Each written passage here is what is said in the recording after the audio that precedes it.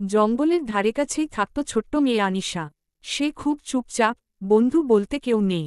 প্রতিদিন স্কুল থেকে ফেরার পথে জঙ্গলের কাছে গিয়ে ফুল তুলত আর নিজে নিজে কথা বলত। একদিন সে ঝোপের আড়ালে কান্নার শব্দ শুনতে পায়। ভয়ে ভয়ে এগিয়ে দেখে একটি বড় সিংহ পায়ে কাটা আটকে কষ্টে কাঁদছে। আনিশা ভয় পেলেও পালালো না। ধীরে ধীরে এগিয়ে গিয়ে কাঁটাটি বের করে দেয়। সিংহটি কিছুক্ষণ তাকিয়ে থাকে, যেন বুঝে গেল এই ছোট মেয়েটি তার বন্ধু। পরের দিন সে আরেকটি অদ্ভুত দৃশ্য দেখে। একটি বাঘ জালে আটকে আছে। মানুষের ফাঁদ। বাঘটি গর্জন করছে, মরিয়া হয়ে মুক্ত হতে চাইছে। আনিশা তার ছোট্ট হাত দিয়ে জাল কেটে বাঘটিকে মুক্ত করে। বাঘটি অবাক হয়ে শুধু চেয়ে থাকে, তারপর মাথা নুয়ে শান্তভাবে চলে যায়। আরেকজন বন্ধু যোগ হল তার জীবনে। এভাবে দিন পার হতে লাগল। সিংহ আর বাঘ জনই ছায়া থেকে আনিশাকে পাহারা দিত।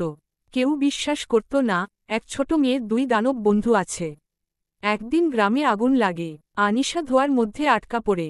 গ্রামবাসী আতঙ্কিত, কেউ যেতে পারছে না। ঠিক তখন জঙ্গল কাঁপিয়ে দুই দানব দৌড়ে আসে। সিংহ সামনে, বাঘ পেছনে। সিংহ তার পিঠে আনিশাকে তুলে নেয়। বাঘ আগুনের পথ ঠেলে পরিষ্কার করে।